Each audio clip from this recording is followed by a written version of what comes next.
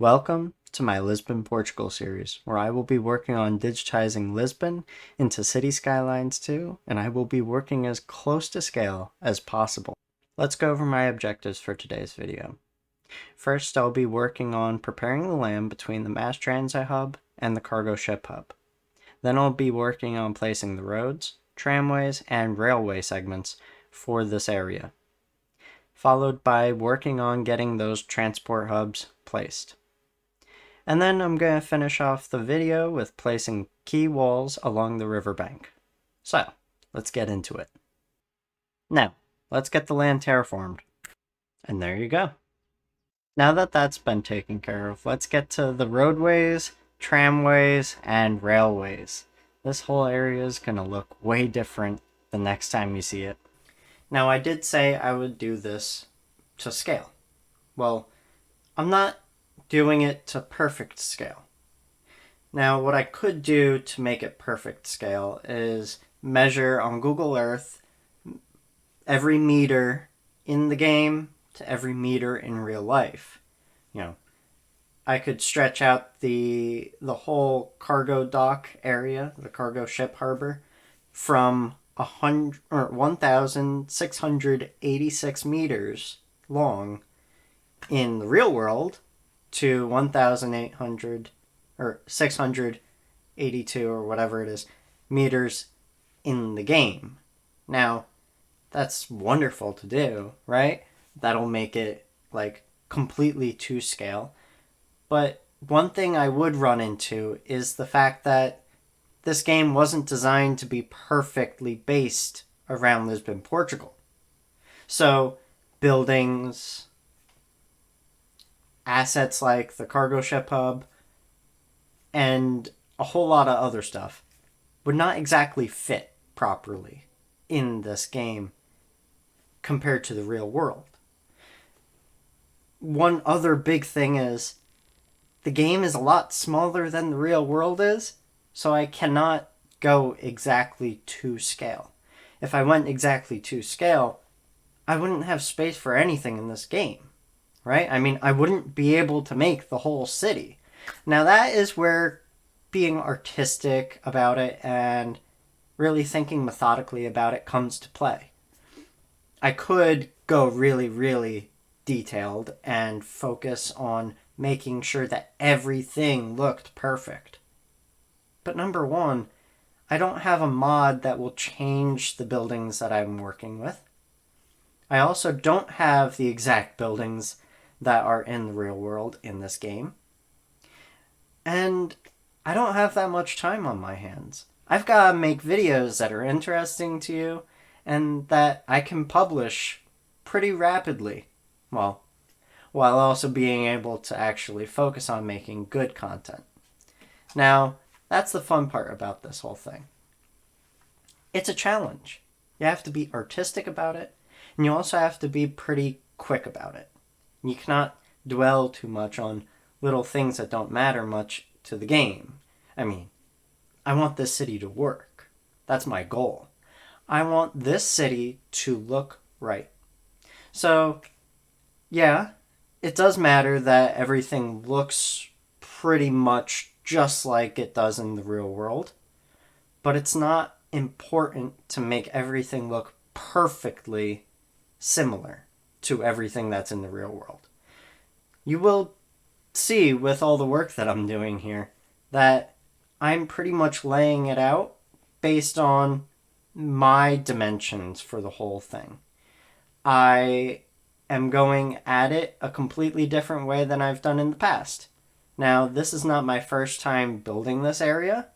This is my fourth time building this area. Number one, because I've had problems with game saves failing or going too narrow focused in one little spot and then everything else is just completely out of scale. Or the fact that I was creating live streams on Twitch and my content was based around those live streams, not on YouTube. So I wasn't making good content for YouTube, and the editing process for that would have been far too long. It would have taken too much time. It would have gone out of this world with all the amount of time that I put in to editing the live stream video to make it so that it looks right, for YouTube. So we're here now. I'm making solely for YouTube now. I'm not live streaming it. I was live streaming it. Yeah, my viewers are getting a little bit of a hit because I'm not making live streams every day anymore. Now, that's okay, because I think that going about it this way means that I will be able to have a lot more quality content on YouTube instead of quality content just on Twitch. But I wasn't really making quality content for Twitch. I'm still new to all this. So my content is not exactly the most entertaining when I'm working on full detail building in this game while also live streaming and talking about that experience while playing it all. That's a lot to juggle for me. I cannot focus on what I need to do without making a lot of mistakes, and I cannot make it interesting enough without repeating myself a lot. I mean, what's a live stream? People pop in all the time, right? So how am I supposed to make sure that my video looks consistent, or that my content is created with the most value possible if I don't have the same people in the live stream for the whole entire duration of the live stream? It's going to take 8 hours sometimes on a live stream just to make some good content and to make some good headway in the game. The way that I'm doing it now is completely different. What I'm doing is I'm focusing on creating smaller objectives. That way I can attain them for a smaller video. That way I can then put them out quicker and be able to give you better content. With this, I'm working on laying out all the roads where they should go. That way, later down the road, when I start filling it all in with buildings and props and all that kind of stuff, I can work it all out. The buildings won't match up perfectly. Nothing will match up perfectly, but that's where the fun comes from. You cannot get fun out of something that is so focused on being perfect. That's one thing I've learned with my art. I am a drawer. I am an artist. I draw for my whole life, So when I focus on drawing something like a person, let's say, I want to make sure that it looks as real as possible, right? I mean, that's the goal for me. And I can't really do that if all I'm doing is focusing on trying to make it perfect. If all I'm doing is trying to make it perfect, then guess what? I'll be stuck, because I'll be stuck on those little details I don't know how to draw. Meanwhile, I'm completely forgetting about the whole body entirely. So the whole thing is out of proportion. The face is super tiny on the big head that I drew. That's not going to work, right? I don't want to go through life with small faces on big heads. I want to make sure that everything works properly, everything looks good and is continuous, and I don't have to worry about things looking bad. Now, doing it this way is probably the smartest way that I've come up with. Laying out everything in a grand scale, because it's a grand scaled game. I mean, I'm making a big city, so I have to focus on a large area, a large footprint of the city at a time, so that I'm not worried about making sure that one little spot looks perfect. Because if you did that while trying to do the same thing, then your whole city would look improper. It wouldn't look right. It would not work. So that's my best advice for you if you want to do something like this. Never focus on the little things up front. Focus on getting everything laid out. Figure out a plan. Be a city planner. Because city planners don't just jump into a build that they come up with. They're like, we have to talk about this with this board, that board, another board. We have to make sure that all of us agree on one design. But nobody will agree on one design because everyone has a different point of view. Now, that's the fun part about the logistics and the bureaucracy of city planning in real life. I mean, you're trying to conform to the same idea across many different people. And like a company, that's not very easy. That's why big companies fail, because guess what? They have to go through all the bureaucracy. They have to go through all the channels of every single person that wants to contribute to the project, that has to contribute to the project. There are land studies. There are use studies. There are so many studies that you could not even imagine that have to be done before a project is even taken into consideration. I mean, seriously, it's ridiculous. So my goal right now is to plan properly and decisively.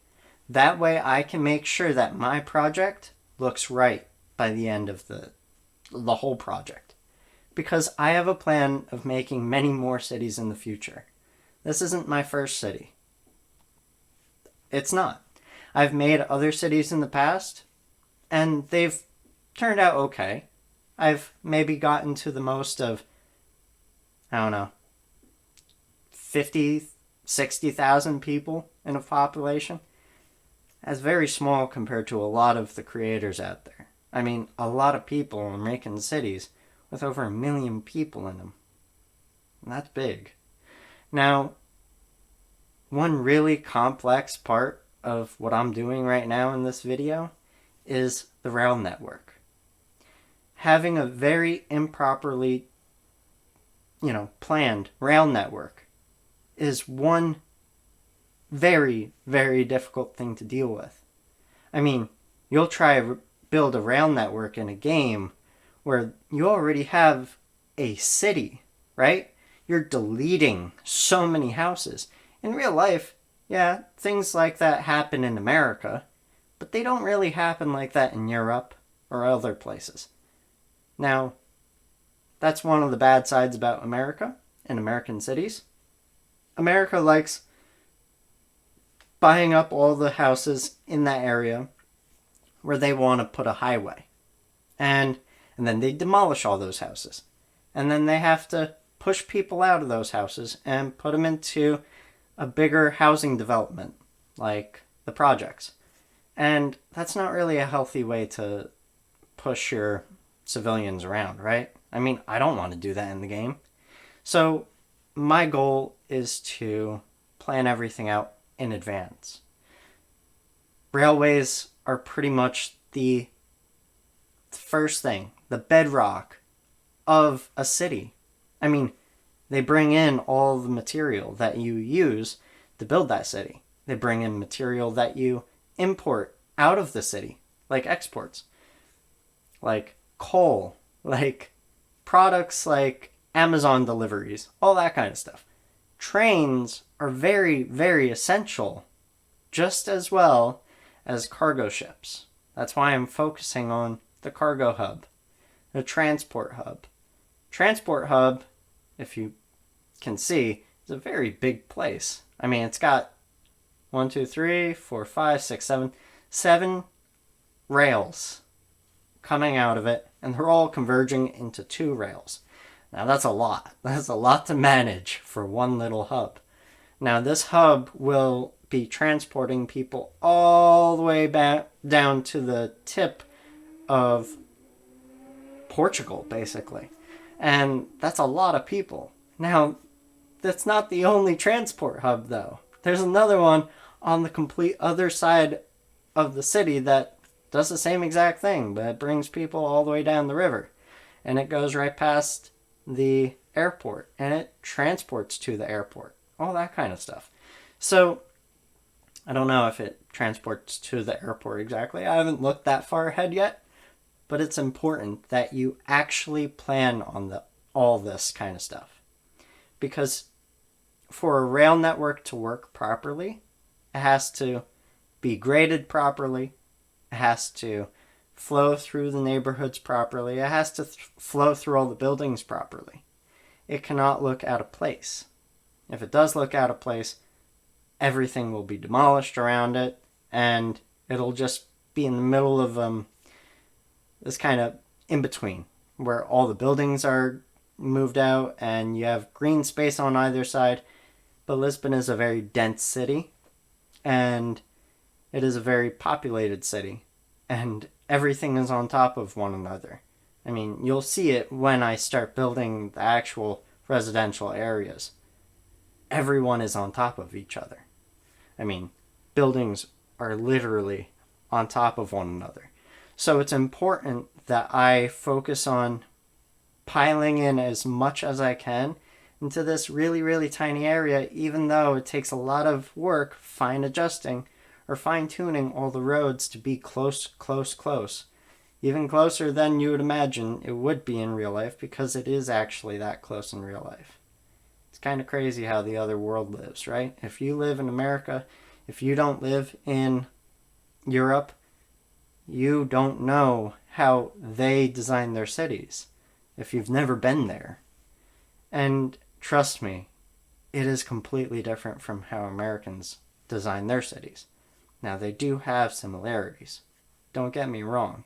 Everyone has the core fundamentals of designing a city that are the same across the board. But they aren't. Because Europeans are more centered around building cities, or designing their cities, around an infrastructure that has lasted for many, many years, where they're basically focused on making sure that pedestrians can get from A to B instead of getting cars from A to B. Cars are a second thought. Unless, of course, you're in an area that's been ransacked by bombs from the war. Now, yeah, that is quite a bit of Europe, too. I mean, World War II did happen. World War I did happen. So we cannot forget about those things. That's why places in Germany or places in Netherlands look completely different from how other nations in Europe look. I mean, don't get me wrong.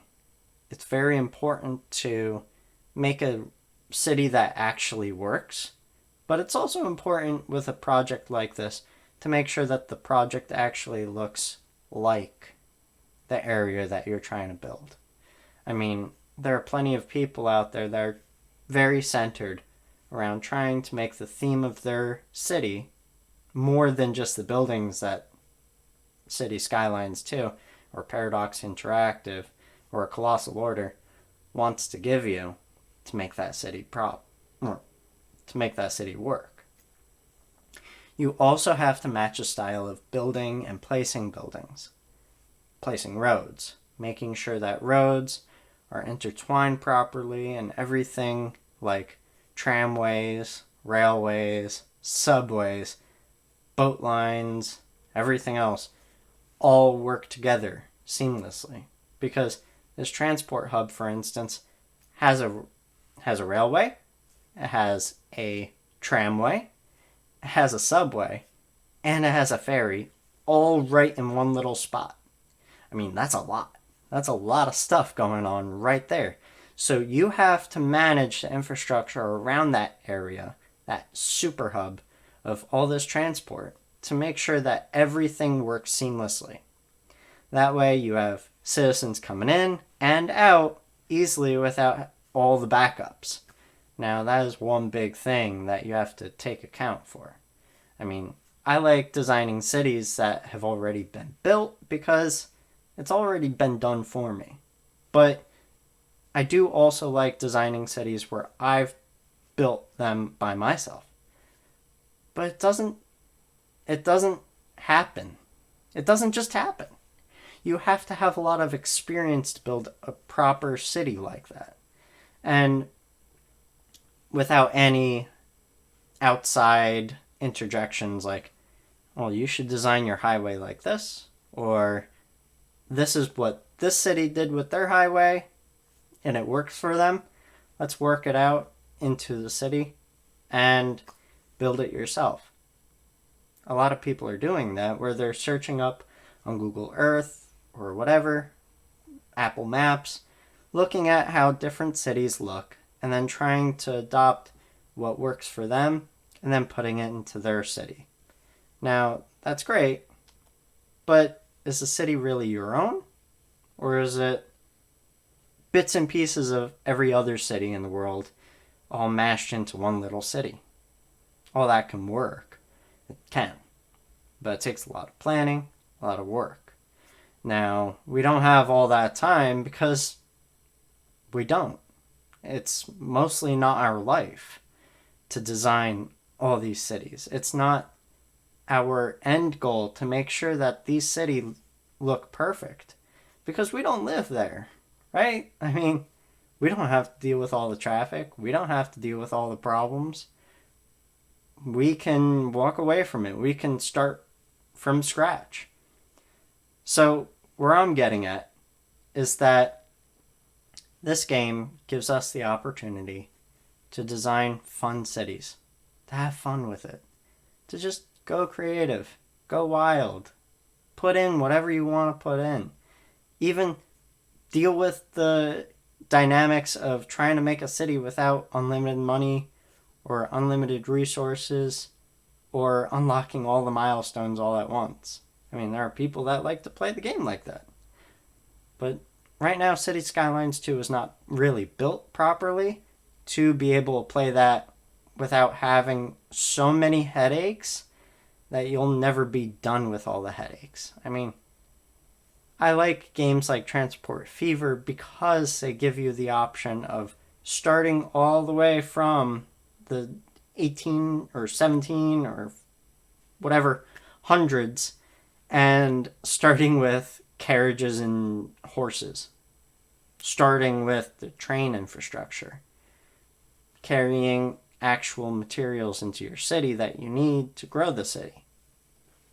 Now, you're not really in charge of building those cities. You're more in charge of creating the transport networks that build the city up. But they did one thing right. They started with something that every single city needs. In this game, you do not start the city like that. You start the city with a highway, generally speaking. You don't start it with a railway. You don't start it with a boat. You start it with a highway. So, let's take another look at it.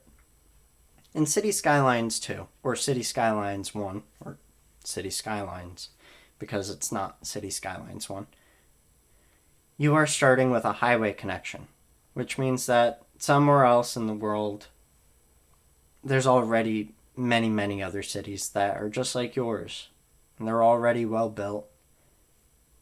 You already have products like cars. You already have outside connections possible. You're basically starting a city from scratch along a highway. I mean, there are people that have done it, right? I mean, look up cities that are built now that don't have, any pre-existing history. Cities built by some billionaire that wanted to make a city. I mean, they're mostly just roads in a desert. Just roads. No buildings, no whatever, nothing. Just roads. That's it. They start with that because that is the best way to start a city. But how do you actually get people there? How do you actually manage all that finance? How do you start a city in the 21st century without having a post office from the start? How do you start it without having a train from the start? How do you start it without any of that stuff from the start? It's impossible. As a billionaire starting a city of their own, they have access to all those resources if they have the money for it. All they have to do is just put it in. So they are basically playing with unlimited money and unlock all resources. and unlock all expansions, all that kind of stuff. So I like playing the game like that, where I'm this billionaire that doesn't have to really worry about the money. I mean, yeah, it is something that they still have to worry about. But if someone, let's say, is building a city now with billions or trillions of dollars, are they really thinking about the money, or are they trying to make a city that works? That's where I take City Skylines. I don't like playing it with all these handicaps that, or with all the ways that Colossal Order makes you start a city. I like building a city from scratch with everything that's available to me from the start without having to work for it. Because what billionaire or trillionaire has to work for getting all that kind of stuff? I mean, unless they already had all the money unless they didn't have all that money. But let's say you have $500,000. Are you gonna just start building a city in the random middle of a desert? No, not really. I mean, you're not just gonna do that. But that's basically what the game is designed to be. It's designed to give someone the ability to make a city with $500,000 or whatever, $2 million, all the way from scratch. And that doesn't work because you're missing a lot of things that are necessary for the city to work from the get-go. So let's get back into the game. What I'm doing is I'm trying to work on focusing on getting all these streets laid out, getting all the rail networks laid out. That way everything works and falls together into a piece of a puzzle, a bigger puzzle, because this is a very small piece of the city. And if I focused on the whole city, I would never get anywhere with it. If I focused on one little small piece without considering what's going on with the rest of the city, I wouldn't get anywhere with it. So you have to grab a big section. Let's say the corner pieces of a puzzle. You have to work on the corner to then fill in the center. But you also have to grab certain parts of the center that look similar. Or let's say you're making a puzzle with someone's face on it. You want the area around the eyes to be built first. You want the area around the nose to be built first, mouth, whatever pieces you can find and you can clearly put together, you're going to do that. So you have to pick and choose different parts of the city that are more important than others, and then get those put into the city, and then work on filling in all the other important stuff. That's how you got to plan. So that's where I am right now. I'm working on figuring out where my corner pieces are, where my eye pieces are, where the pieces are that I know are going to work together properly, fit together in the future, and I'm trying to figure that all out so that it will work later down the road. Making sure that all these roads are properly spaced out. Making sure that all lanes are identifiable. That way it's easier for me to put everything in later down the road. So let's check out all the work that I did. This area looks pretty good. I'm impressed with it. I like it. Now, some of these road segments may need to move, but that's fine. It's okay. We'll move forward. Now time to place all those transport hubs. So I'm sorry for the audio. It was a little screwed up because I accidentally had my webcam and my microphone recording at the same time. Yeah, it's kind of a disappointment. Oh well. Right now what I'm doing in the game is I'm working on trying to figure out where I can actually put these rail stations. Because all these roads are very tightly packed in together, and the assets that the game actually gives you are a little too big for this little bit of an area right here. So I'm going to have to end up deleting them and making my own.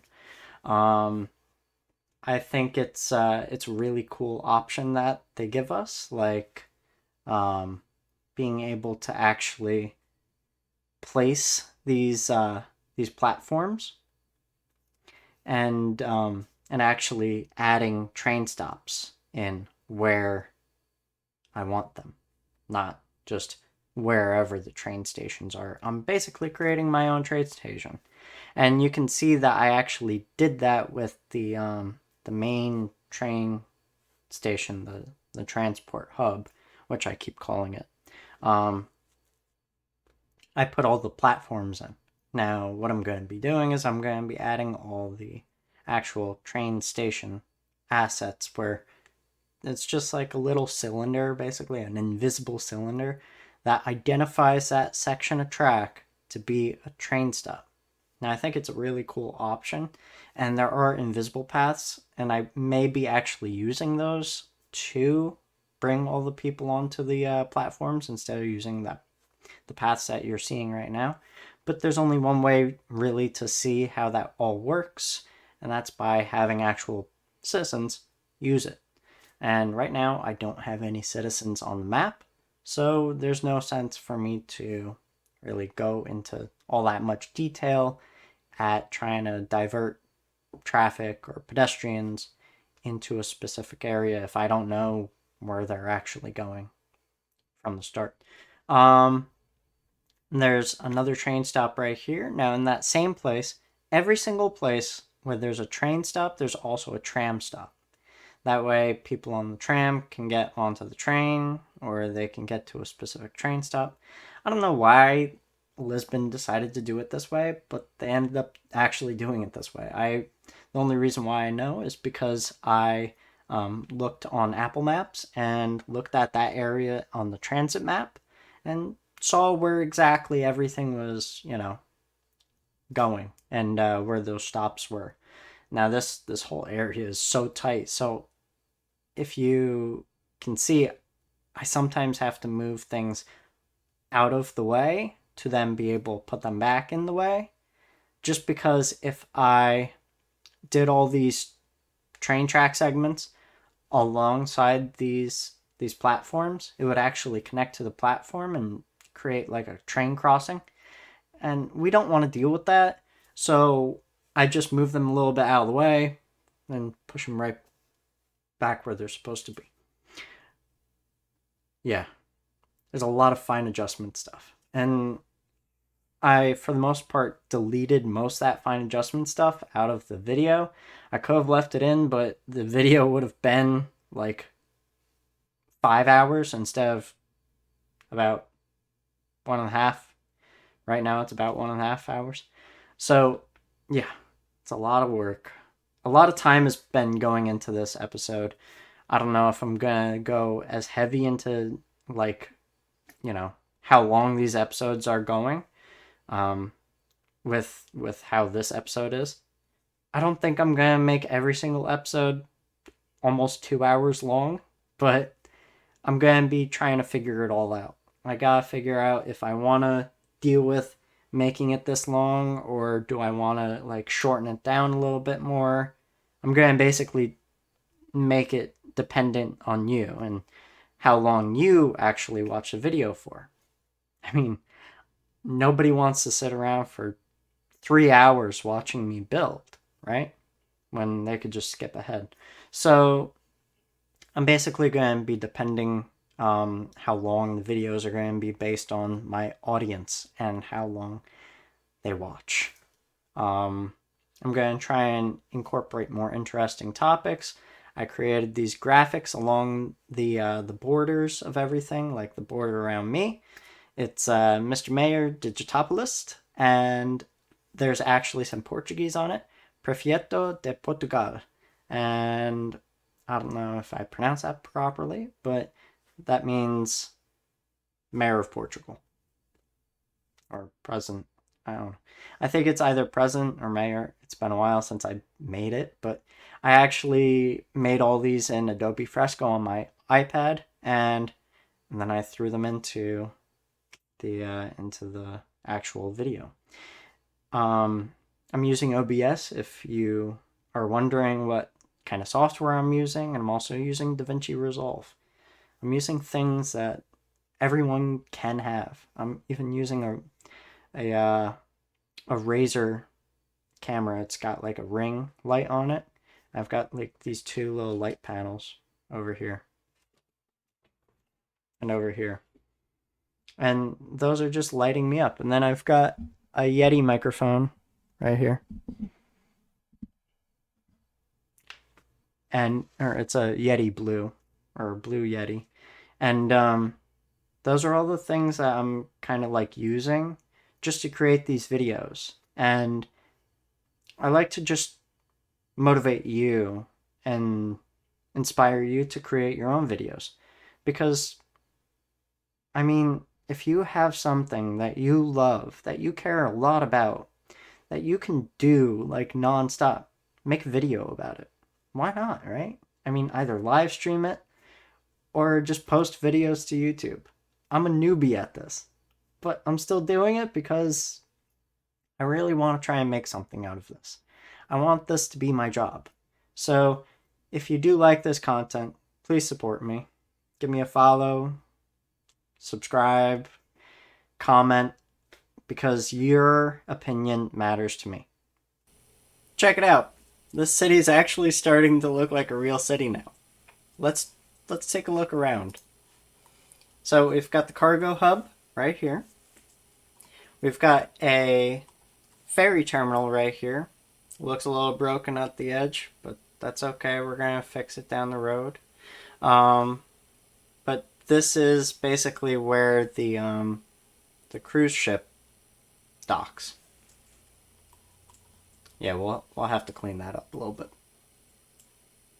And then right here we have an actual ferry terminal. These ferries go across the river and they go over to the bordering city on the other side. This is the main transport hub. This is where all the trains come in and all the trains go out, but they go west or east. But this one mainly faces west. Okay? Now, there's going to be another one, and that one is somewhere over here. That one goes northeast. You can see that's north, that's east, that's west, and this is south. And why I call it the transport hub is because it also has an access to the subway.